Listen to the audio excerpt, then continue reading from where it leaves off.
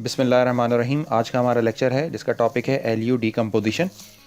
यहाँ पर एल जो है वो लोअर ट्रायंगुलर मैट्रिक्स को रिप्रेजेंट कर रहा है, जबकि यू जो है वो अपर ट्रायंगुलर मैट्रिक्स को रिप्रेजेंट कर रहा है।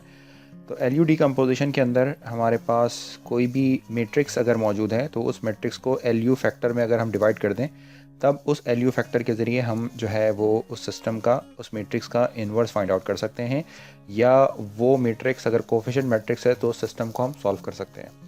So one motive for introducing the LU decomposition is that provide an efficient mean to compute the matrix inversion. So matrix inversion जो आपको पता है कि बहुत सारी प्रैक्टिकल प्रैक्टिकल मेथड्स हैं उनके अंदर बहुत ज़्यादा अप्लाई होता है, या उसकी बहुत ज़्यादा एप्लीकेशन है इंजीनियरिंग के अंदर।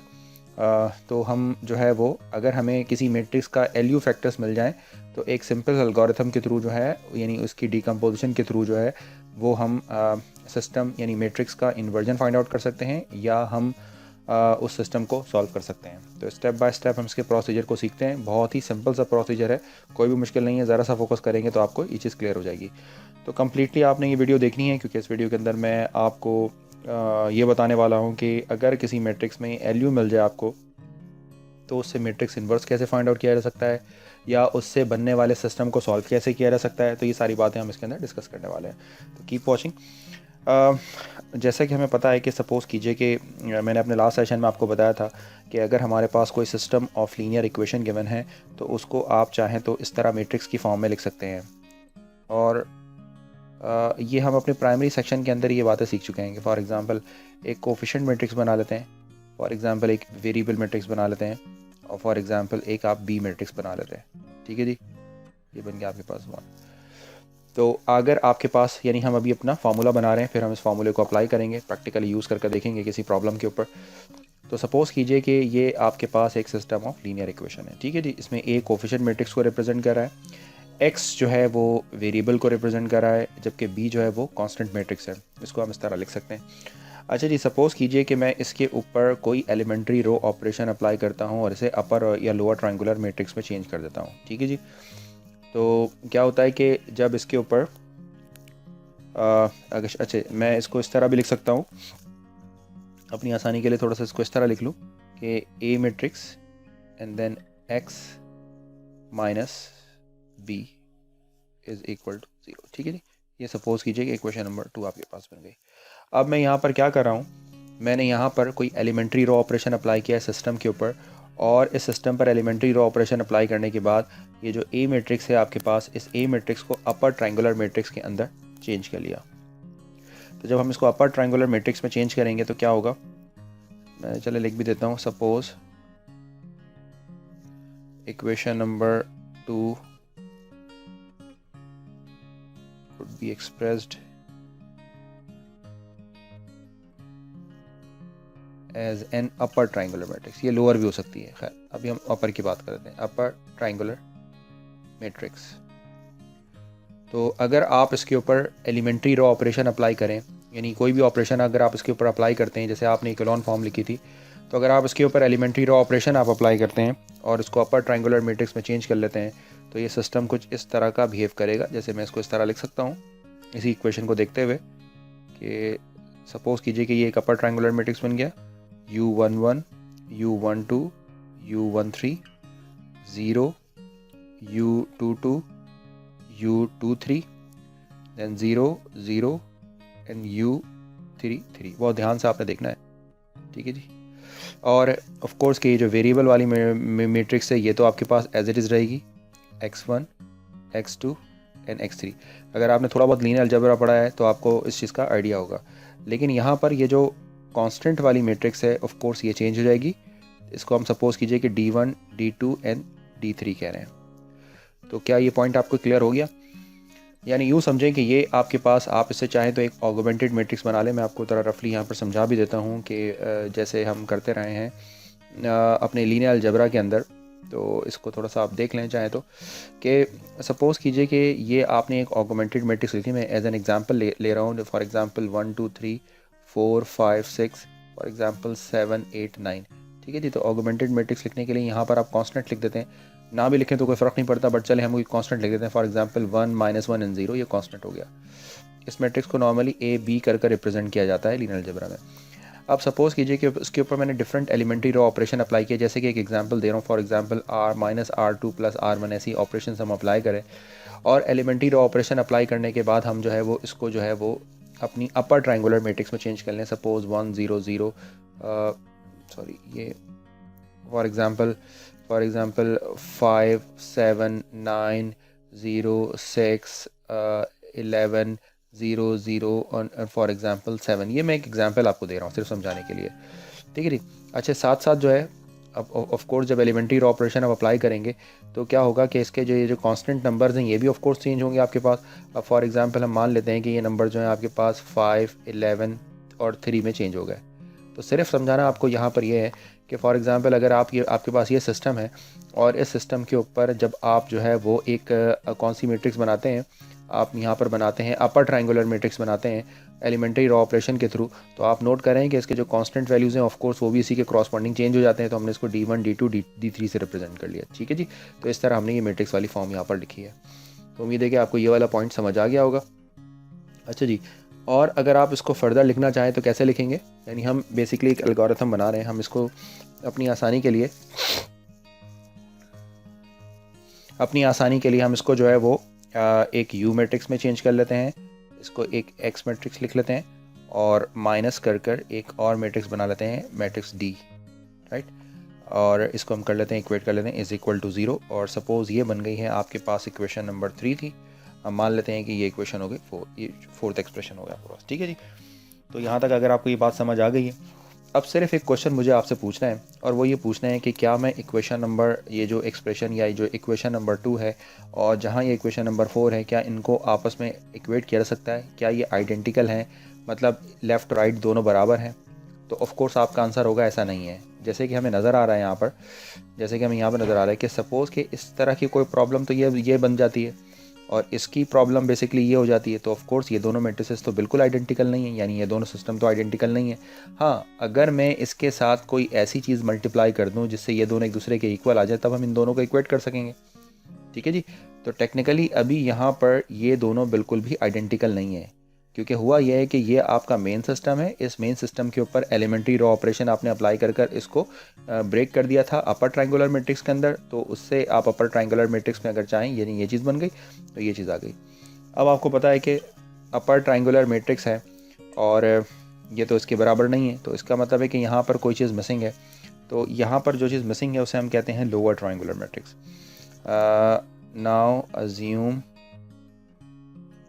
now assume that there is lower triangular matrix, ठीक है। अब इसके जो ट्रायंगुलर मैट्रिक्स हैं, सपोज कीजिए कि हम वो कह रहे हैं कि वंस जो हैं वो डायगोनल पे हैं, ये हम अपनी आसानी के लिए कर रहे हैं, ठीक है। डायगोनल यानी हमने कहा कि एक हमारे पास लोअर ट्रायंगुलर मैट्रिक्स है। अपर और लोअर ट्रायंगुलर मैट्रिक्स उम्मीद है कि आपको फॉर्म करनी आती होगी।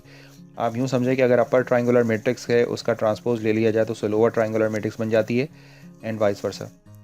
दिस 2 1 1 0 L3 1 L3 2 एंड 1, ये बन गई आपके पास लोअर ट्रायंगुलर मैट्रिक्स। और एक क्वेश्चन अगर मैं आपसे पूछता हूँ कि ये बताइए कि अगर मैं अपर और लोअर ट्रायंगुलर मैट्रिक्स को मल्टीप्लाई करूँ तो कौन सी मैट्रिक्स बनेगी, तो आपका आंसर बिल्कुल ठीक होगा कि लोअर मैट्रिक्स, और अगर अपर मैट्रिक्स को अगर मल्टीप्लाई कर दिया जाए तो आपके पास ओरिजिनल मैट्रिक्स बन जाती है। तो मुझे करना क्या होगा, अगर मैं ये जो लोअर मैट्रिक्स है जो उसी ओरिजिनल मैट्रिक्स से बनी है, अगर मैं इसको इस इक्वेशन नंबर 4 के साथ मल्टीप्लाई कर दूंगा, तब ये इक्वेशन नंबर 4 और इक्वेशन नंबर 2 बिल्कुल आइडेंटिकल हो जाएंगी, यानी उनको आपस में इक्वेट किया जा सकेगा। क्या ये पॉइंट क्लियर हो गया आपका? देखिए मैं फिर से आपको एक्सप्लेन करता हूँ कि ये जो सिस्टम है, इस सिस्टम के ऊपर आपने एलिमेंट्री रो ऑपरेशन अप्लाई किया, तब ये सिस्टम कन्वर्ट हो गया। तो ऑफकोर्स इस सिस्टम के अंदर कोई बात तो मिसिंग है ना। तो अब आपने क्या किया इस सिस्टम के अंदर, अगर इस सिस्टम के अंदर लोअर ट्रायंगुलर मैट्रिक्स को इस सिस्टम में मल्टीप्लाई कर देंगे, तो हमें पता है कि अपर और लोअर ट्रायंगुलर मैट्रिक्स जो होती हैं वो वापस यही मैट्रिक्स बन जाएगी, यानी ओरिजिनल आपके पास वो चीज़ वापस आ जाएगी, ठीक है जी। तो हमने क्या किया यहाँ पर, इक्वेशन नंबर 4 को लोअर ट्रायंगुलर मैट्रिक्स से मल्टीप्लाई कर इक्वेशन 2 और 4 को आपस में कंपेयर कर लिया। तो मैं क्या इसको इस तरह लिख सकता हूँ कि मैंने क्या करा इसमें कि जो लोअर ट्रायंगुलर मैट्रिक्स है उसको इक्वेशन नंबर 4 के साथ आपने लिख दिया, तो ये बन गया U मैट्रिक्स, एंड देन आपके पास आ गई X मैट्रिक्स, एंड देन आपके पास एक इंटरमीडिएट मैट्रिक्स D आ गई, and then is equal to, और इक्वेशन नंबर 2 आपके पास क्या है? इक्वेशन नंबर 2 है आपके पास A मैट्रिक्स, ये आपके पास A matrix, then X matrix, then B matrix. ठीक है जी। तो अब इन दोनों को आपस में आप कंपेयर कर सकते हैं 2 एंड 4 को। जब 2 एंड 4 को आप कंपेयर करते हैं तो लेफ्ट हैंड साइड को अपनी आसानी के लिए मज़ीद इस तरह लिख सकते हैं, दिस इज़ LU को आप चाहें तो एक साथ लिख लीजिए, और इसके साथ आप लिख लीजिए, इसके साथ आप जो है वो X लिख लें माइनस, और LD को एक साथ लिख लीजिए, यानी L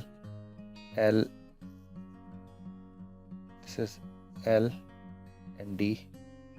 ठीक है, इसी तरीक़े से यहाँ पर ये एज इट इज़ रहेगा, suppose A X then minus B। अब अगर आप इनको कंपेयर करना चाहें तो ऑफ कोर्स ये जो X है, यहाँ पर X मौजूद है तो इन वैल्यूज़ को कंपेयर किया जा सकता है, यानी आपके पास जो होगा, आपके पास ये बन जाएगा कि L matrix multiply by U matrix which is equal to A, right. इसे हम बना रहे हैं इक्वेशन नंबर अपनी 5। और इसी तरीके से जो कांस्टेंट वाली मैट्रिक्स है, ये क्या बन जाएगी आपके पास? ये बन जाएगी आपके पास L matrix and D matrix multiply bye B matrix. ये बन गई आपके पास इक्वेशन नंबर 6। ठीक है जी। तो यहाँ पर आपको अभी तक ये चीज़ क्लियर नहीं हुई है मेरे ख्याल है कि अब इसका फ़ायदा क्या है, तो ज़रा आप इसका वर्किंग प्रोसीजर समझते हैं।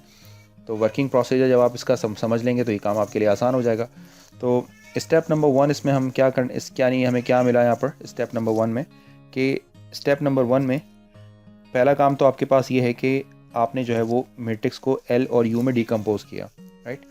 तो उसके लिए आपने सबसे पहले क्या किया स्टेप नंबर 1 में, कि ये जो आपके पास ओरिजिनल मैट्रिक्स मौजूद थी इसको आपने फैक्टराइज किया, फैक्टर्स बनाए, यानी या इसको आप यूं कहें कि डिकम्पोज किया आपने इनटू लोअर का मतलब होगा L मैट्रिक्स में, एंड अपर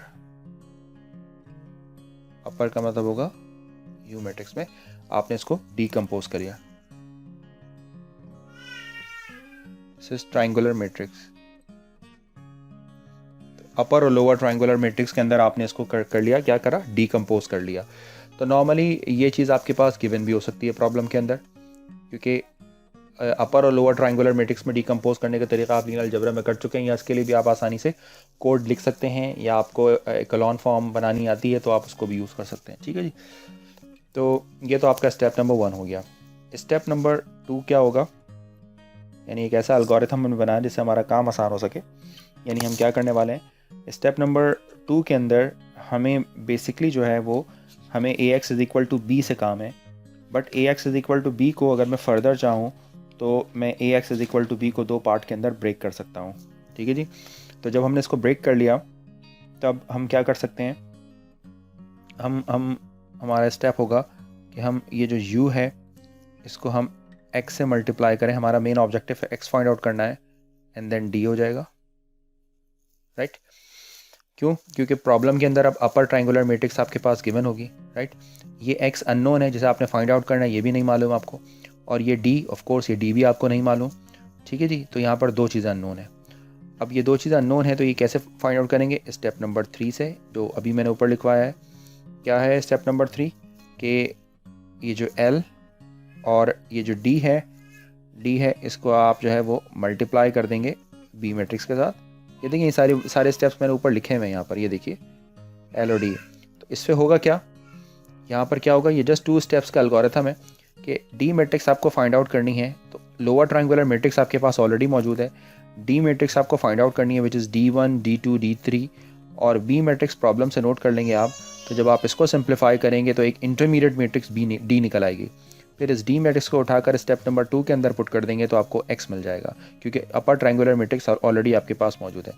X मिलने का मतलब ये है कि आपका सिस्टम सॉल्व हो गया, राइट। और आगे चलकर मैं आपको बताता हूँ कि इस X मिलने का मतलब ये कि आपने जो है वो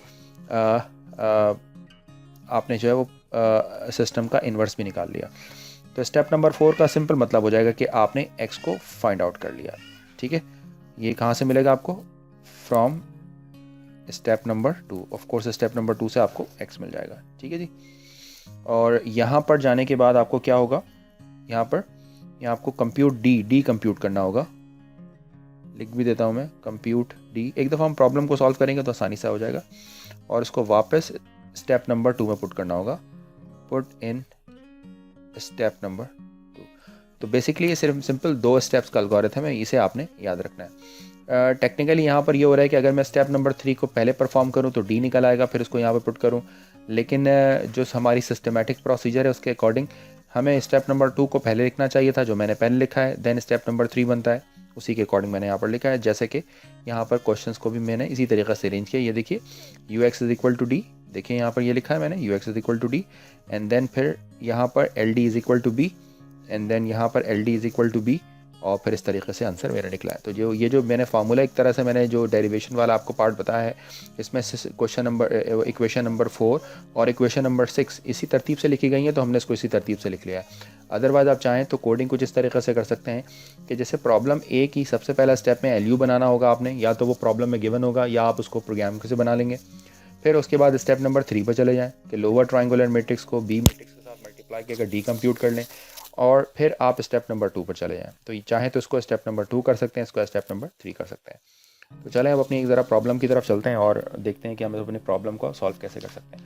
इससे दोनों काम हो सकते हैं, सिस्टम सॉल्व भी हो सकता है और सिस्टम का सोल्यूशन भी निकल सकता है, राइट। तो मैं जो है वो आपको एक पहले तो प्रॉब्लम देने से पहले एक छोटी सी बात आपको और भी बता दूँ। ये जो डीकम्पोजिशन है, इन 2 डीकम्पोजिशन में 2 डिफरेंट टर्म्स भी यूज़ की जाती हैं नॉर्मली। एक डीकम्पोजिशन में टर्म यूज़ करते हैं जिसे हम कहते हैं, डीकम्पोजिशन के लिए एक टर्म हम यूज़ करते हैं जिसे कहते हैं do little decomposition. Do little decomposition,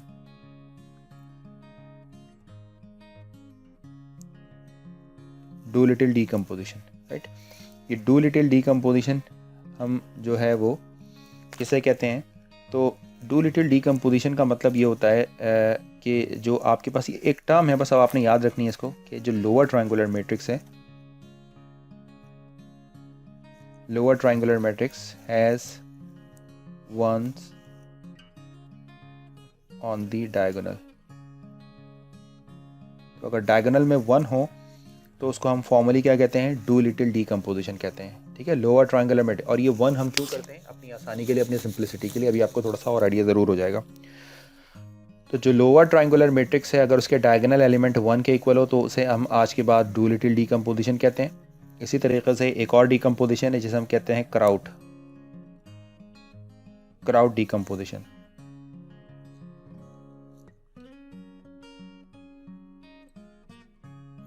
kraut decomposition, इस क्राउट डीकम्पोजिशन का मतलब ये होता है कि जो हमारे पास अपर ट्रायंगुलर मैट्रिक्स है,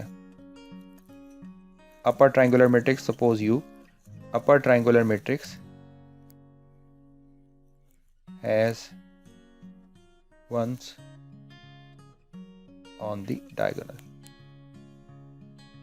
यानी आप अपर और लोअर ट्रायंगुलर मैट्रिक्स ऐसे बनाती हैं जो जिसके अंदर जो है वो जो अपर और लोअर ट्रायंगुलर मैट्रिक्स और डायगोनल एलिमेंट 1 के इक्वल हो, तो उसे हम इस तरीके से टर्म करते हैं कि डू लिटिल डीकम्पोजिशन का मतलब ये है कि लोअर ट्रायंगुलर मैट्रिक्स जिसके डायगोनल एलिमेंट 1 हो उसे हम डू लिटिल डीकम्पोजिशन कहते हैं। और क्राउड डीकम्पोजिशन का मतलब है जिसमें अपर ट्रायंगुलर मैट्रिक्स का डायगोनल एलिमेंट 1 हो उसे हम क्राउड डीकम्पोजिशन कहते हैं। ठीक है, तो इस चीज़ को आपने जस्ट एक टर्म है जिसे आपने याद रखना है कि प्रॉब्लम के अंदर अगर डू लिटिल डीकम्पोजिशन की बात की गई होगी तो इसका मतलब ये होगा कि आपने उसको लोअर ट्रायंगुलर मैट्रिक्स जिसमें मैट्रिक्स 1 हो उसके थ्रू आपने इसको परफॉर्म करना है। ठीक है जी। तो अब हम चलते हैं अपनी एक प्रॉब्लम की तरफ और इस प्रॉब्लम को मैं आपको समझा देता हूँ। सपोज़ कीजिए कि कोई ऐसी प्रॉब्लम चूज़ करते हैं जिसमें हम आसानी से काम कर सकें। चलें जी। क्या करना है? अच्छा, एक सिस्टम को हम सॉल्व करते हैं। सॉल्यूशन बताता हूँ मैं आपको सिस्टम का। तो एक एग्जांपल देखिए, बहुत ध्यान से देखिएगा। यूज़ LU फैक्टराइजेशन और LU decomposition, LU decomposition to solve. Suppose कीजिए कि एक सिस्टम है 3x1 minus 0.1 x2 minus 0.2 x3 is equal to 7.85। फिर उसके बाद है 0.1 x1 plus 7 x2 minus 0.3 x3 is equal to minus 19.3। और थर्ड इक्वेशन है 0.3 x1 minus 0.2 x2 plus 10 x3 is equal to 71.4, right. तो ये आपके पास एक सिस्टम ऑफ लीनियर इक्वेशंस है। इस सिस्टम को सॉल्व करना है बाय एलयू फैक्टराइजेशन से, ठीक है जी। और आप जो है वो 6 सिग्निफिकेंट फिगर्स तक जो है अपने आंसर को फाइंड आउट करना चाह रहे हैं, अप टू 6 सिग्निफिकेंट फिगर। फिलहाल मैं सिग्निफिकेंट फिगर्स वाला बात अभी आपको आप नहीं बता रहा हूँ, लेकिन हम ज़्यादा सिग्निफिकेंट। अब एक टास्क सिर्फ आपके लिए है कि आप इस सिस्टम के ऊपर अपर लोअर ट्रायंगुलर मैट्रिक्स आप खुद फॉर्म कीजिएगा। कैसे? आपको एलिमेंट्री रॉ ऑपरेशन का बहुत डिटेल से बताया जा चुका है पहले ही, सही आप लीनियर अलजेब्रा में पढ़ चुके हैं अपने।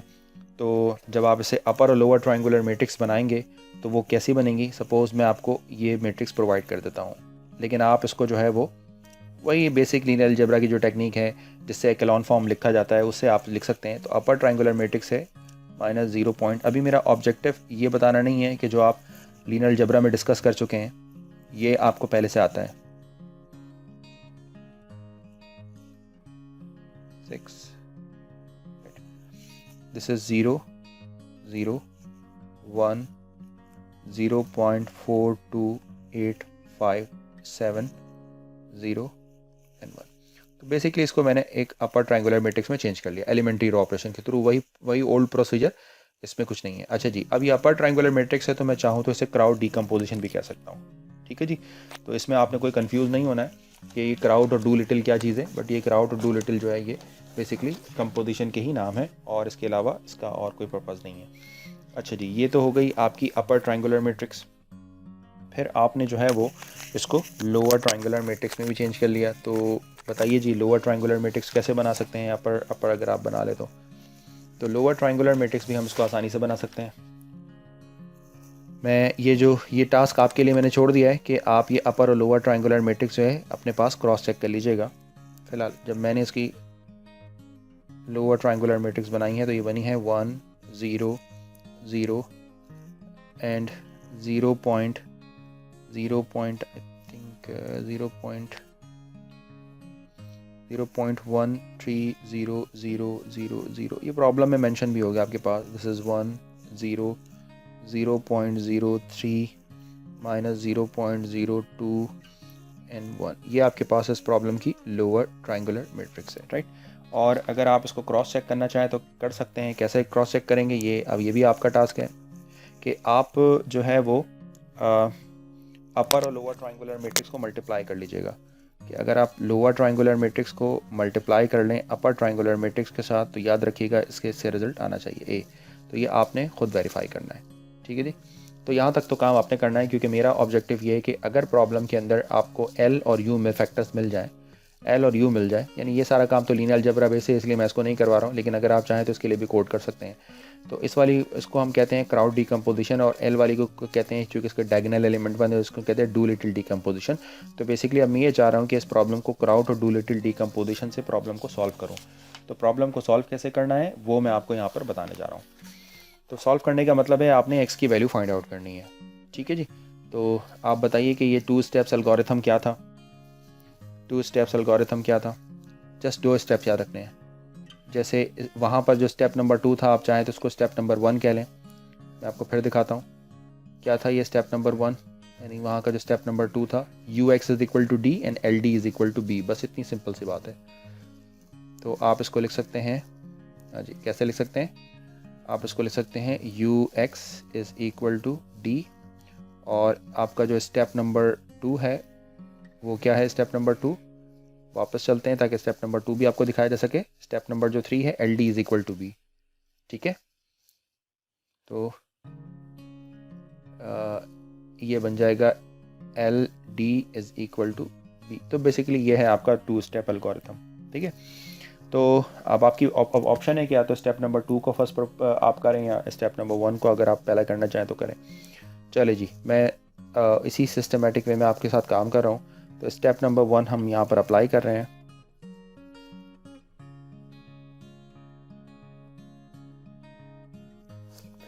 इसको हम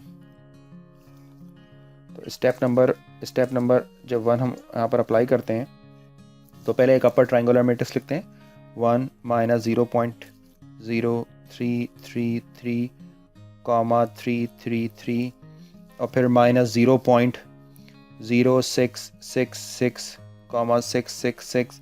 ये अभी मैंने आपको बताया था कि ये प्रॉब्लम के अंदर ऑलरेडी मौजूद है आपके पास, या यूँ समझे कि हमने इसको कंस्ट्रक्ट कर लिया है 4 2 8 5 7 एंड देन 1, ठीक है जी। ये फिर आपने यहाँ पर जो है वो वेरिएबल की मैट्रिक्स लिखनी है जो फाइंड आउट करनी है। मान लीजिए x1 x2 और x3 है, इसी को देखते हुए हम लिख रहे हैं यहाँ पर।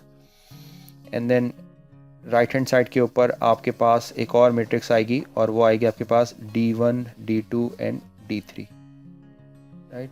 तो ये आपके पास बन गई इक्वेशन नंबर 1। ये बेसिकली एक इंटरमीडिएट स्टेप कहलाता है।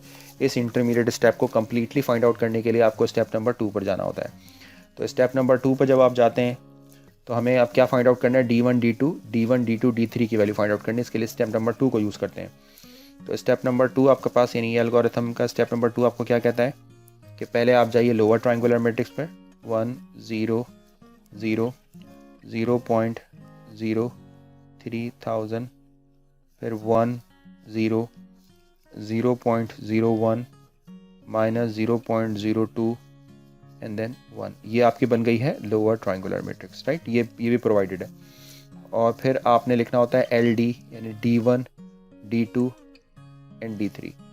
और फिर आपने लगाना होता है B मैट्रिक्स। तो B मैट्रिक्स आपको इस प्रॉब्लम से मिल जाएगी। ये देखिए, इस प्रॉब्लम के जो कोफिशिएंट्स हैं आपके पास, ये एक्चुअली B मैट्रिक्स होते हैं। तो इससे आप B मैट्रिक्स फॉर्म कर सकते हैं। तो आपके पास जो B मैट्रिक्स बनकर आएगी वो बनेगी 7.85 माइनस 19.3 एंड 71.4। ये आपके पास बन गई, ठीक है जी। आपने जब इसको सिंप्लीफाई किया, बहुत बेसिक से सिंप्लीफिकेशन है, तो जब आप इसको सिंप्लीफाई करेंगे यानी लेफ्ट हैंड साइड को मल्टीप्लाई कर जी अगर आप लेफ्ट हैंड साइड वाली दोनों मैट्रिक्स को मल्टीप्लाई कर राइट हैंड साइड वाले से इक्वेट करेंगे, तब आपके पास जो है वो D1 इक्वल आएगा 7.85, राइट। और सेकंड इक्वेशन आपने बनाई है 0.0333333 D1 plus D2 is equal to minus 19.3। और जब आप इस इक्वेशन को सिंप्लीफाई करेंगे तब आपके पास जो D2 की वैल्यू है वो माइनस 19.5617 निकल आएगी, राइट। इसी तरीके से D3 के लिए आप एक्सप्रेशन लिख लीजिए 0.1 D1 minus 0.02713 D2 plus D3। ये इक्वल होगा आपके पास, जब आप इसको इम्प्लाइज करेंगे, ये इक्वल है आपके पास किसके, 71.4। और जब आपने इसको सिंप्लीफाई किया तो आपके पास जो D3 की वैल्यू है वो निकल कर आई है 70.0843। और मेरा अपना ख्याल ये है कि आप इनको क्रॉस चेक ज़रूर करेंगे। एक वैल्यू ये आ गई, एक वैल्यू ये आ गई, एक वैल्यू D1 की आ गई। तो जब आपने D1 की वैल्यूज़ निकालनी है, अब आपको क्या करना होगा, इसका मतलब है कि D1 आपको फाइंड आउट कर लिया। अब इसको उठाकर स्टेप नंबर यानी इक्वेशन नंबर 1 के अंदर आपने सब्स्टिट्यूट कर देना होगा इस D की जगह पर, ठीक है जी। तो अगर आप इसको D की जगह पर सब्स्टिट्यूट कर देंगे तो आपको X की वैल्यूज़ मिल जाएंगी और आपका सिस्टम सॉल्व हो जाएगा। तो अब हम क्या करने वाले हैं, अब हम ये करने वाले हैं कि पुट ऑल वैल्यूज़ इन 1, पुट ऑल वैल्यूज़ इन 1 में आप सारी वैल्यूज़ को डाल दीजिए। आप 1 के अंदर सारी वैल्यूज़ को पुट करेंगे तो ये बन जाएगी 1 minus 0.0333 comma 333 and minus 0.0666 comma 666। ये 0 यहाँ 0 1 0 और 0.42857 और ये बन जाएगा आपके पास 1, और यहाँ पर आपके पास वो वेरिएबल जिसकी वैल्यू आपने फाइंड आउट करनी है x1, x2 एंड x3, और यहाँ पर वो जो d1, d2, d3 आपने कंप्यूट किया है उसे आप लिख दीजिए। वो वैल्यूज़ क्या हैं आपके पास, d1, d2, d3 जो अभी आपने कंप्यूट किया है वो है आपके पास 7.85 माइनस 19.5617 एंड 70.0843, ये आपके पास आ गया। ठीक है, अब आप इसको साइमल्टेनियसली या सिंप्लीफाई कर लीजिए जस्ट। तो जब आपने इसको फाइनली सिंप्लीफाई किया, ये तो x हमारे पास जो प्रॉब्लम का सोल्यूशन है वो बन गया 3 माइनस 2.5 एंड 7.0003। तो ये जो है वो फाइनल आपके पास सोल्यूशन बन गया। तो इस तरह हम अपनी प्रॉब्लम को यानी सिस्टम ऑफ लीनियर इक्वेशन का सोल्यूशन फाइंड आउट कर सकते हैं बाय एलयू फैक्टराइजेशन। तो मेरा उम्मीद है कि आपको ये एलयू फैक्टराइजेशन समझ आ गई होगी कि अगर प्रॉब्लम के अंदर ए मैट्रिक्स को एलयू मैट्रिक्स में चेंज कर ले जाए तो बस 2 स्टेप्स एल्गोरिथम के थ्रू आप इस प्रॉब्लम को सॉल्व कर सकते हैं। ठीक है, तो एक तो हमारा टारगेट ये था कि हम अपनी प्रॉब्लम को सॉल्व करके देखें। अच्छा जी, अब हमारा सेकंड टारगेट ये है कि हम एलयू फैक्टराइजेशन के थ्रू जो है वो एलयू फैक्टराइजेशन के थ्रू मैट्रिक्स का इन्वर्जन फाइंड आउट करें। तो अब हम डिस्कस करने वाले हैं आपके साथ मैट्रिक्स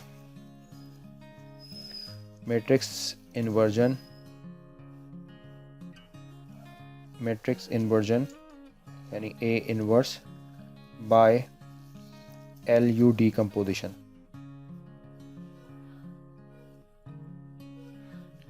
तो हम एलयू डीकम्पोजिशन से मैट्रिक्स का इन्वर्जन निकालने वाले हैं। तो अब देखिएगा, बड़ी सिंपल से स्टेप्स हैं जिनमें अगेन वही 2 स्टेप्स हमने यूज़ करने होंगे जिसमें हम इसको जो है वो डीकम्पोज कर लेंगे। तो सपोज़ कीजिए कि मैं अपनी एक मैट्रिक्स ले लेता हूँ और सपोज़ कीजिए कि मेरे पास एक मैट्रिक्स है ए। सपोज़ कीजिए कि एक मैट्रिक्स है आपके पास ए और ये मैट्रिक्स कुछ इसी फॉर्मेट के ऊपर है।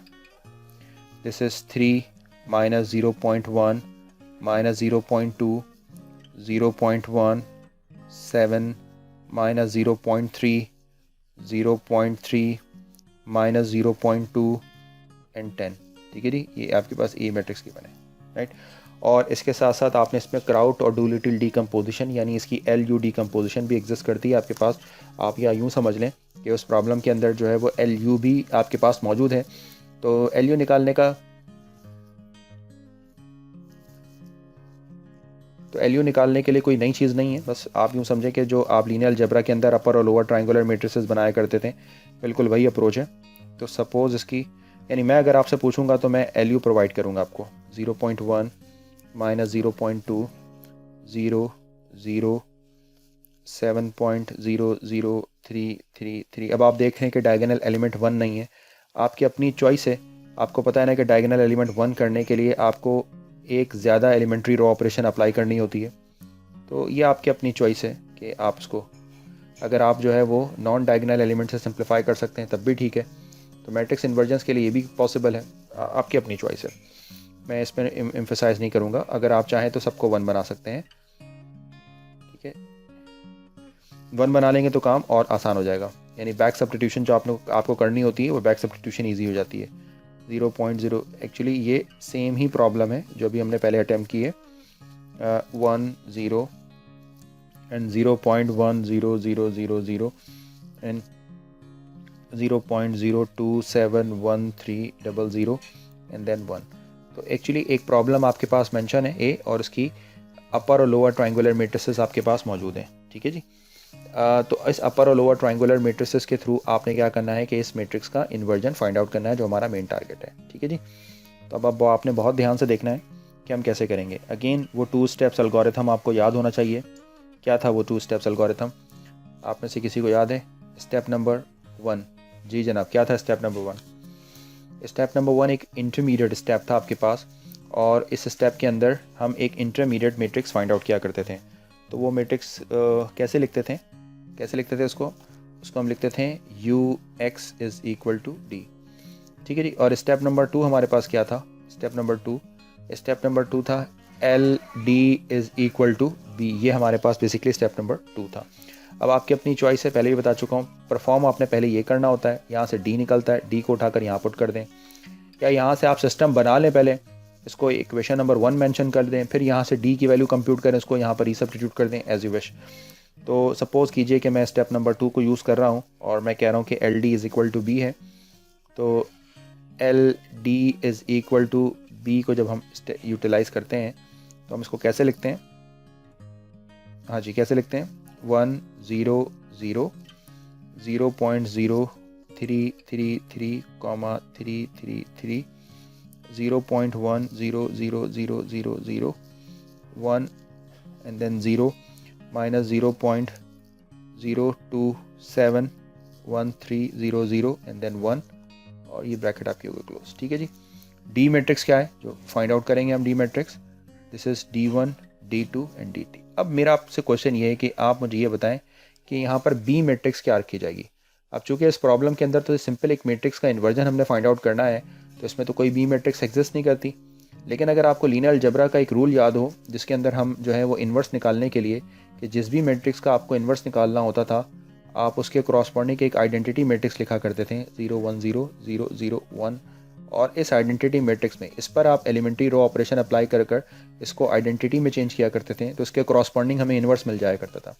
लेकिन अगर आप इसके कॉलम पर गौर करें तो इसका कॉलम है 1 0 0, यानी ये है आपके पास पूरा सिस्टम, और इस सिस्टम के जो कांस्टेंट मैट्रिक्स है अगर इसको 1 1 0 0 ले लिया जाए तो इसका मतलब ये होगा कि इन्वर्स मैट्रिक्स का फर्स्ट कॉलम निकल आएगा, राइट।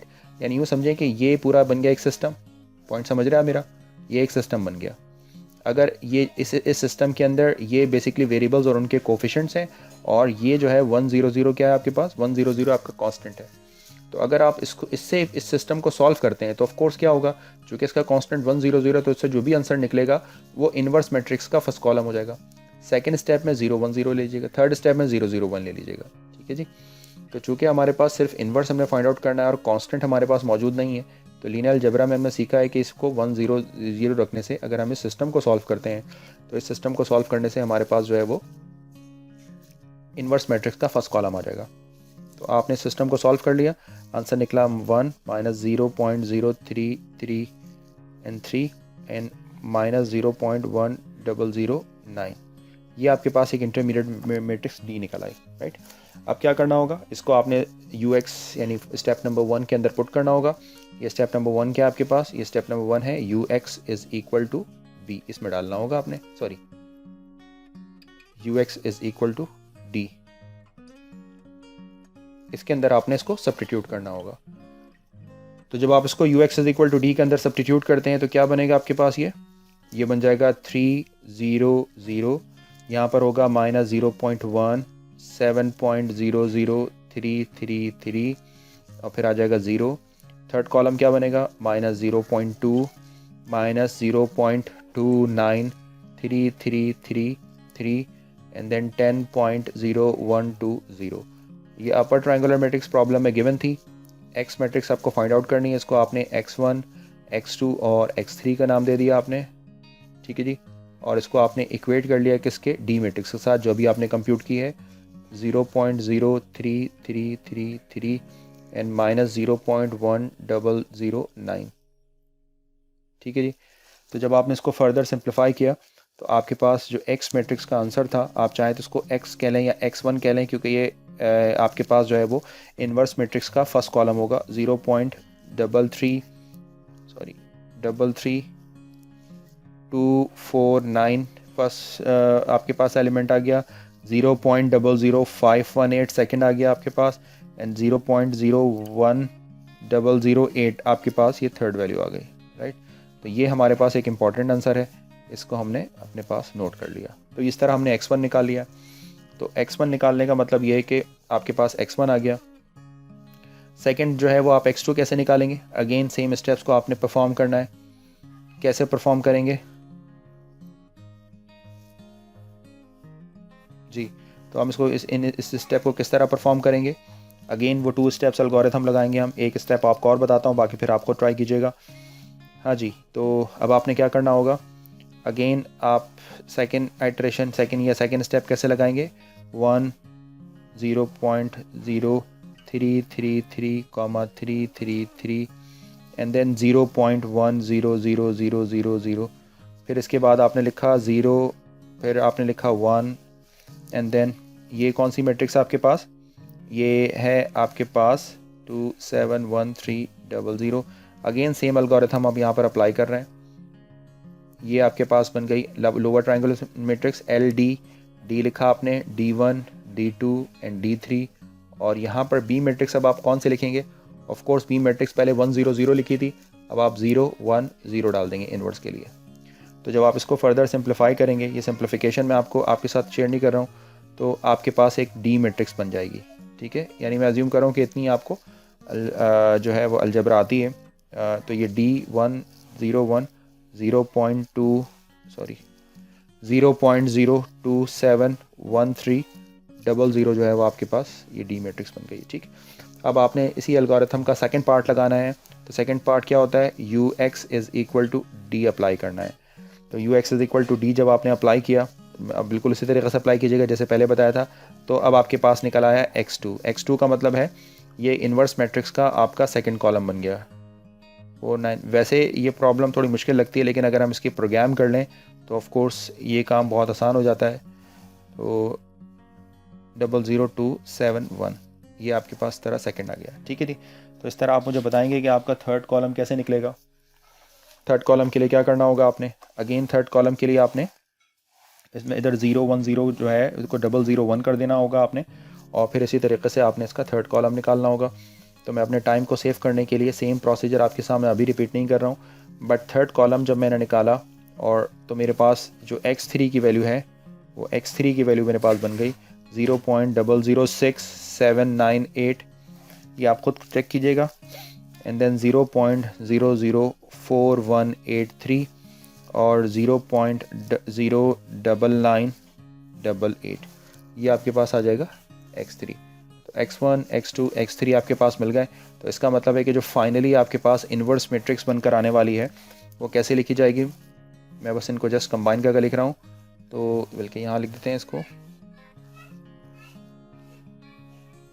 जी। तो हम ज़रा इसको यहाँ पर लिख देते हैं।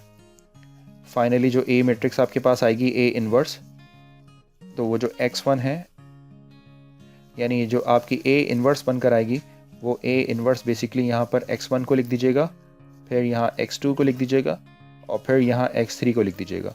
अपने स्क्रीन को स्क्रॉल करके देख लीजिएगा। मैं फाइनली रिजल्ट लिख रहा हूँ 0.33249, 0.004944, 0.006798। देन सेकेंड वेक्टर है -0.00518 और इसी का जो थर्ड नंबर है वो 0.01008। सिमिलरली ये नंबर है 0.142903, 0.00271 और 0.04183 एंड 0.099 एंड 88। तो फाइनली ये जो है आपका एक इन्वर्स निकल आया, राइट। तो इस तरह LU डिकम्पोजिशन से आप इन्वर्स भी फाइंड आउट कर सकते हैं। और अगर आप इसको क्रॉस चेक करना चाहें तो A को A इन्वर्स से मल्टीप्लाई करके देखिएगा, तो इससे इसका आंसर जो है वो आइडेंटिटी यानी आइडेंटिटी मैट्रिक्स आ जाएगा। तो इससे आप इसको वेरीफाइड भी कर सकते हैं फॉर वेरिफिकेशन। ठीक है, तो वेरिफिकेशन के लिए काम। तो उम्मीद है कि आपको ये लेक्चर समझ आ गया होगा, जिसके अंदर हमने दो काम किए हैं कि LU डिकम्पोजिशन जो बेसिकली 2 स्टेप्स एल्गोरिथम से सॉल्व किया जा सकता है, उस LU डिकम्पोजिशन से आप किसी सिस्टम को सॉल्व कर सकते हैं और उसी सिस्टम का मैट्रिक्स का इन्वर्जन भी फाइंड आउट कर सकते हैं। तो उसके लिए आपको LU डिकम्पोजिशन यानी LU फैक्टर्स का मिलना बहुत ज़रूरी है। तो अगर आपको LU फैक्टर्स मिल जाते हैं तो उसको आप आसानी से डिकम्पोज कर सकते हैं। तो उम्मीद है कि ये लेक्चर आपको समझ आ गया होगा। इसमें किसी किस्म की कोई कन्फ्यूजन हो तो मुझसे ज़रूर कांटेक्ट कर लें और इसको मज़ीद प्रैक्टिस करें। अगर किसी किस्म की फिर भी कोई ऑब्जेक्शन है तो मुझसे डिस्कस कर लीजिएगा। Thanks for watching this video. अल्लाह हाफ़िज़।